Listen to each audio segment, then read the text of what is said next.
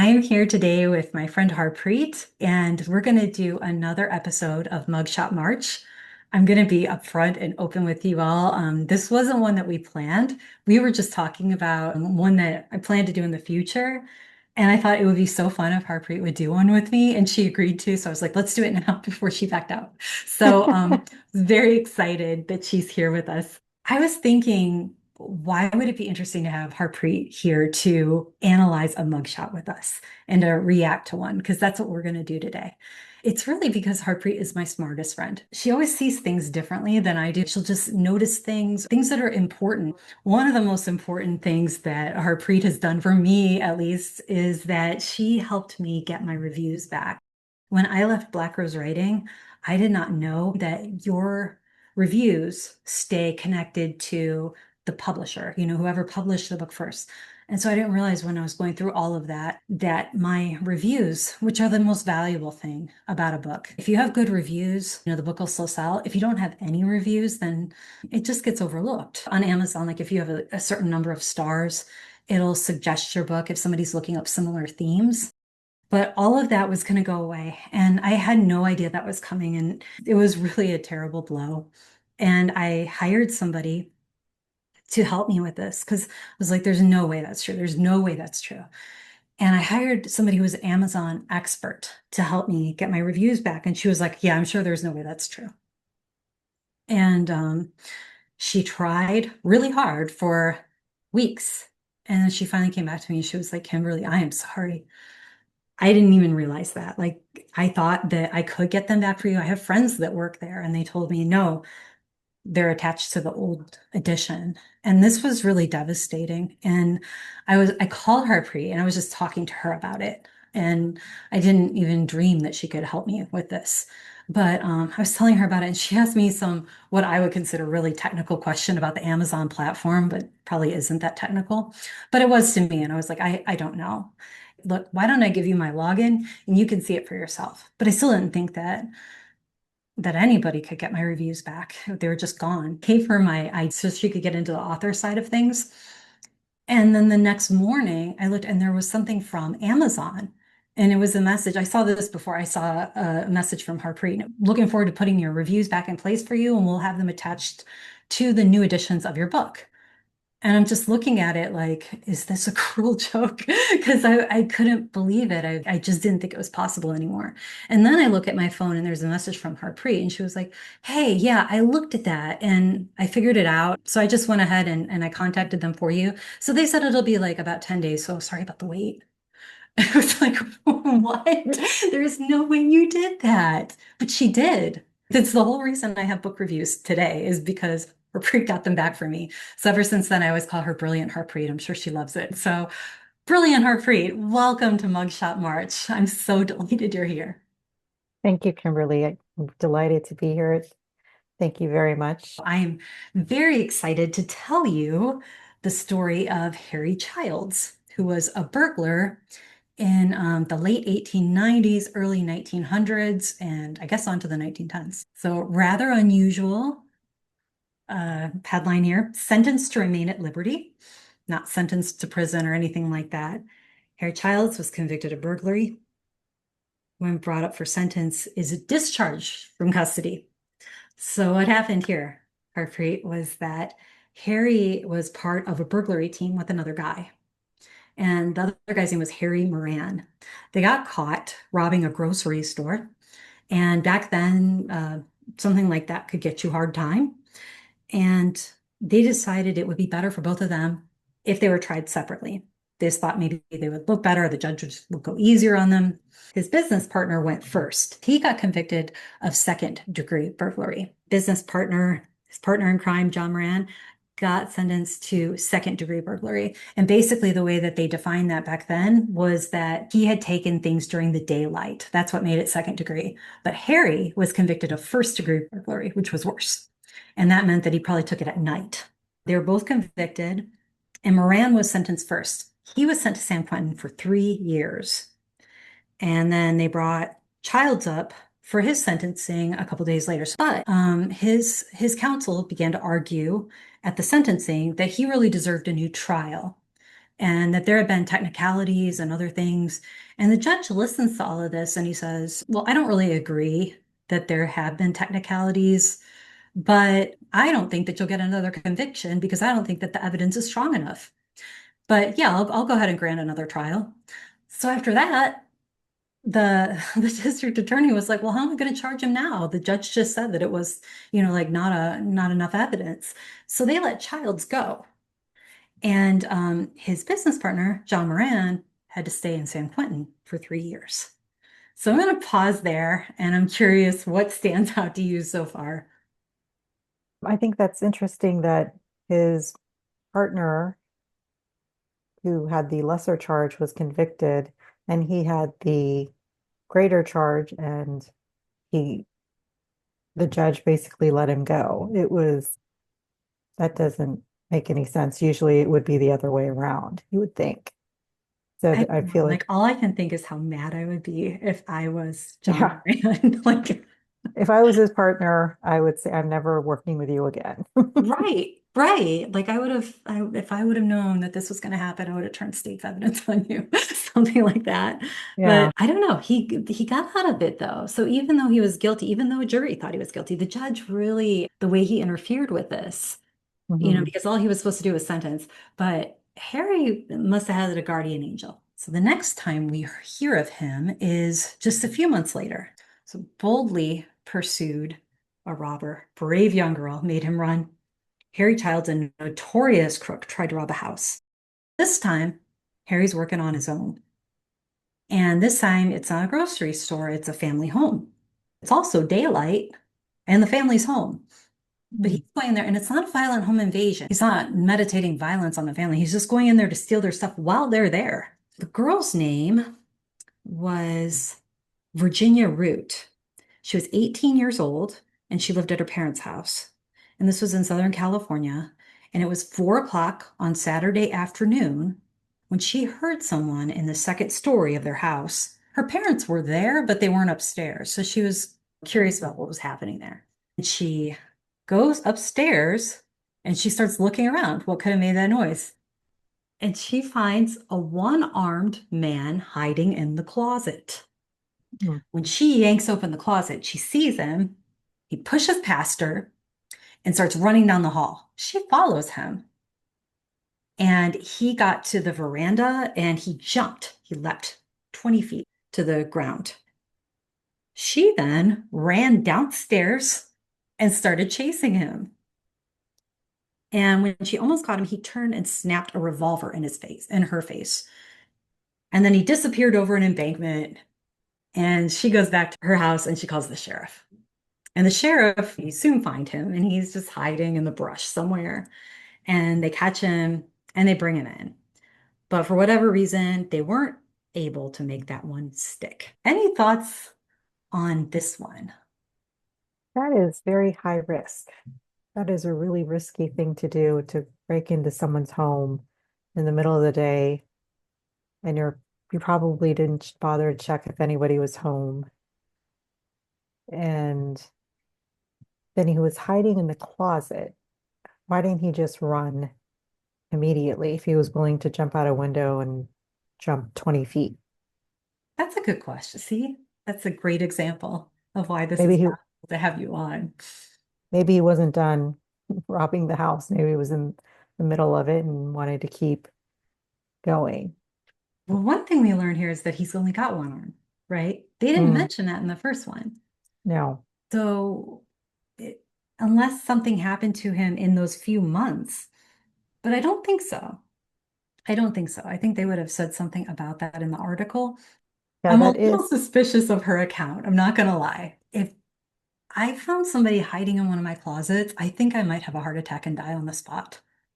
Yeah, I don't think I would approach that person. I think I would run away. You wouldn't run down the hall after him, charging at him. Probably not. Um, but you're right, he's one-armed, which that's an interesting choice to be a burglar with one arm. I would think it makes life a little challenging. Yeah. I mean, I don't know what we can infer from that because even if you want to be a criminal, there are plenty of things that would be easier than being a one-armed burglar. It's like choosing being an acrobat or something. Like, why that? Why that one thing? You need both hands to be like, I don't know, an effective burglar. Well, I think like picking a lock, right? Wouldn't that be hard to do with one Yeah. arm? Yeah, it would. And like the one arm thing has a lot of different places we could go with that. But another thing about that, why did he even go into a place where the family was home during the middle of the day? If you put yourself in his shoes, so he has just been magically freed from going and serving a term in San Quentin after the jury declared him guilty. Mhm. The judge basically makes it so that he can't go to prison. You would think like that would be a point where you go like, all right, I'm gonna change my life around. I'm gonna take advantage of this chance that I've been given and I'm gonna make things right. That's this, I think that's someone with a conscience. I think criminals, they don't self-correct. I think situations like that where they get away with it, it emboldens them. And they think, well, I got away with it, so I'm going to keep going and I'm going to keep pushing and keep pushing the boundaries and crossing the lines to see how far I can go. That is a really interesting thought.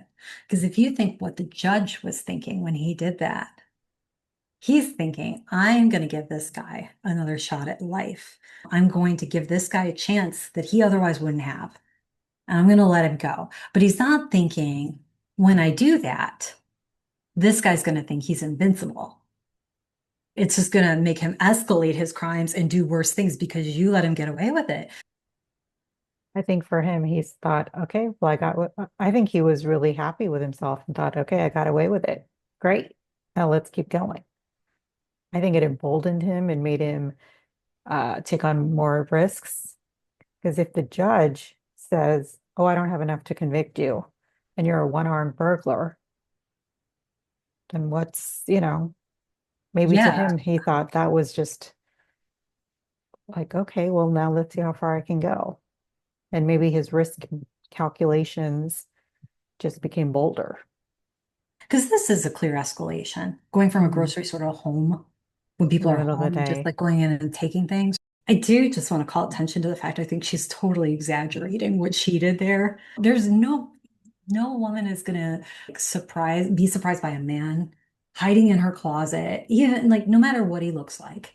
That's terrifying. You definitely would not turn around and chase him. And then I could see her following at a safe distance from behind to see where he goes Mhm. or something like, but not the way that she's making it sound. She's making it sound kind of like she's this, like a Jedi or Maybe she was looking for her 15 minutes of fame she would have before figured that. out an early reality show or something like that. Well, I think I told you that he did not end up doing any time for that one. So the next time we hear from Harry is on February 11, a little over a month and 4 days later after this little fiasco. This one is a little bit confusing. It says that he was sentenced to 5 years at San Quentin. And then in the body of the article, it always says it was 4 years. So for a Or term of 4 years, you see here. He could have been sentenced up to 14, but he got 4 or 5 years at San Quentin. He was found guilty of assault with a deadly weapon with intent to kill and received a meditative sentence this morning from Judge Campbell in Department 2 of the Superior Court. Judge Campbell, the same judge that let him go. So interesting that he would have gotten this case again. When the court was asked why the prisoner felt like he had a legal reason why sentence shouldn't be pronounced, they said that basically the evidence wasn't convincing enough. And the judge this time was not so nice. And he said, no, there's an unbroken chain of circumstances here. But this represents another clear escalation because assault with a deadly weapon with intent to kill is a big jump up again from his last offense where he was breaking into an occupied home. Any thoughts on this one before I talk to you about his sentence? no, I think as you said, right, he's escalating. He's, he's willing to take on more risk and he's taking on doing more dangerous criminal activity. And I think the judge saw that and said, nope, I'm not I'm not making the same mistake again. Yeah. I don't know. The whole idea about him feeling emboldened, I think, is probably exactly right. If I hadn't heard you say that, I would have thought of it more like he just couldn't help himself. He just had to resort to this life of crime. But it wasn't like that, I don't think. I think it was a little bit more calculated than that. I'm gonna show you Harry's mugshot. There we go. Okay. So this is our guy. This is Harry Childs. Hmm. And this mugshot gives us a little bit more information than we had before.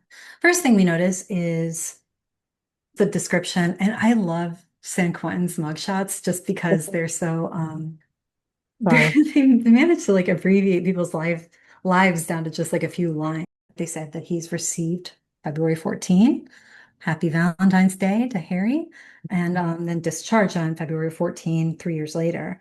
Here's the most interesting part down here. It says two terms, same as W. Tucker, with this inmate number, discharge in June of 1899. He's been in prison before under a different name, which means his criminal history is quite a bit longer than we would have been led to believe if we only had the newspaper articles because they hadn't connected all of that.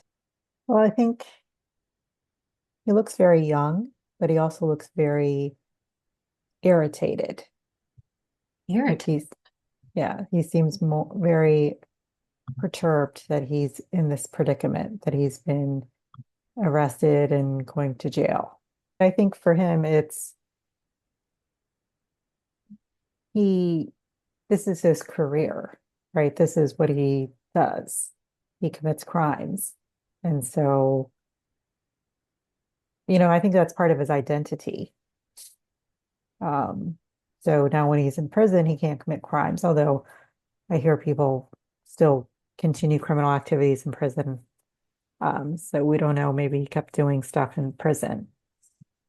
But The overall, I mean, career coach, like I hate that analysis so much. I think it's probably right, but I hate it that he sees that as his career. He doesn't have to do that. no, he doesn't. Yeah, why stay a burglar with one arm? Hmm.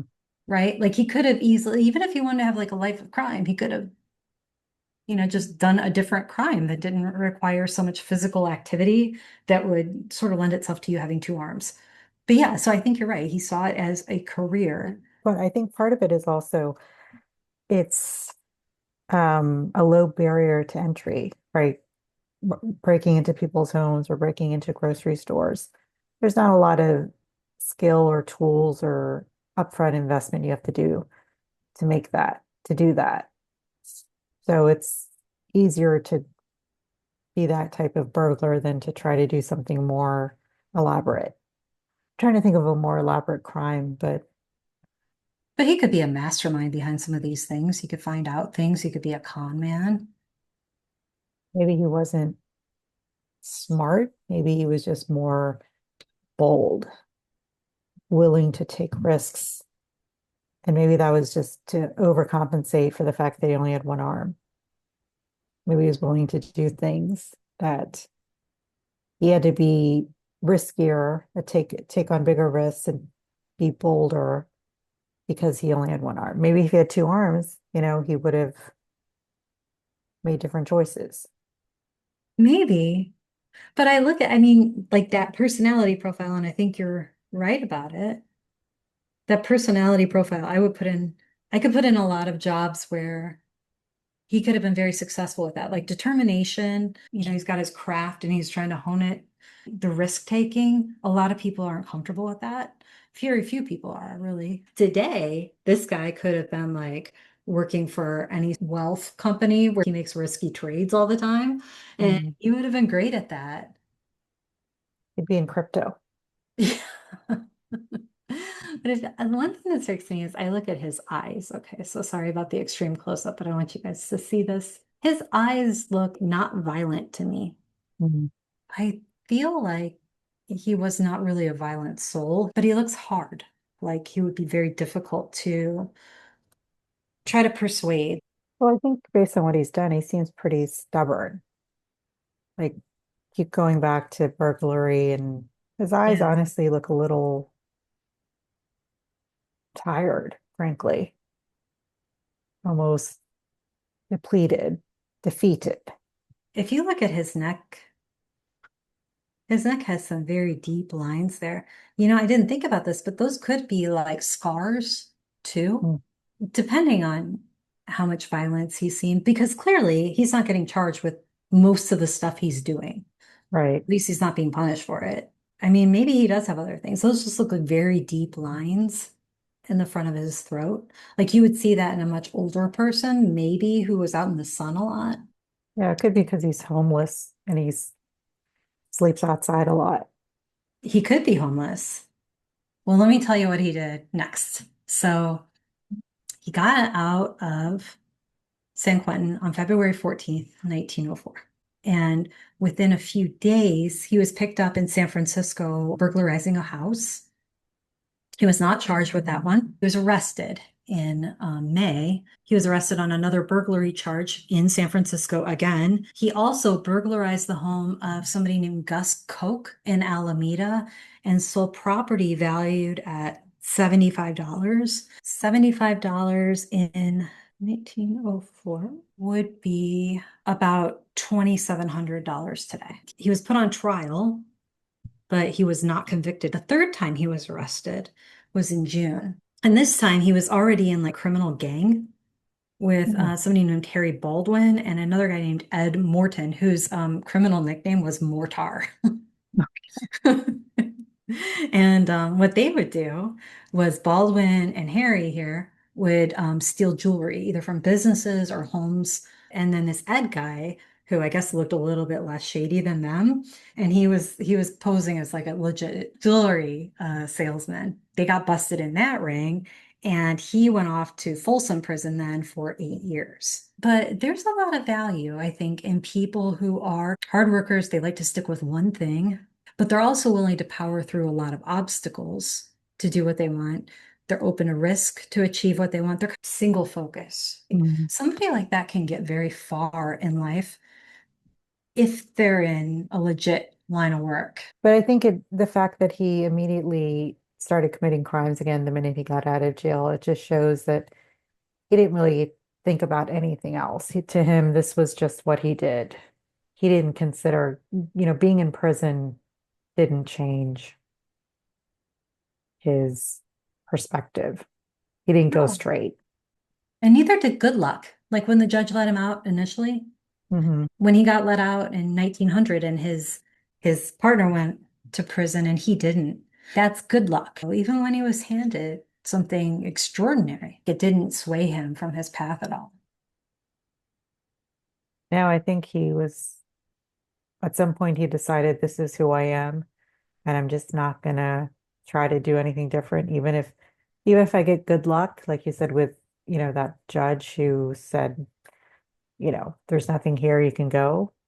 I think for him, he just interpreted it differently. He didn't, you see it, you're saying it's good luck and hey, use that as an opportunity to turn your life around. And I think he saw it as it's good luck. I'm going to keep going. If you were going to say one thing that could have changed the course of things for Harry, in all of those stories that I told you, could you see one of those events going differently and having it change the course of his life? I think that whatever led him to commit the first crime or his first term in prison as this other name, I think we have to look before that stuff even happened to say, how did he even go down this road? Did he feel like some people who have one arm, they might feel like an outcast, right? From a societal perspective. And maybe he felt that way because we don't know when he lost his arm. So if he went through his teen years and his young adult years with one arm, maybe that shaped him. And maybe he felt like I can never have a normal life, so I can never get married and have kids and have a normal job. And so maybe that's what led him to the life of crime. Hmm. Back then, having one arm was a huge stigma, right? Nowadays, in the modern world, you can get prosthetics and, it's a much more the environment, the culture is more accepting of that type of stuff. But 100 years ago, it wasn't like that. So you don't know how that shaped him. I want something else like, oh, if they had done this, that maybe everything could have been different. Yeah, I mean, there's not much information on his family. Yeah, what kind of support system he might have had. So that's another factor. Maybe he basically became an orphan at some point.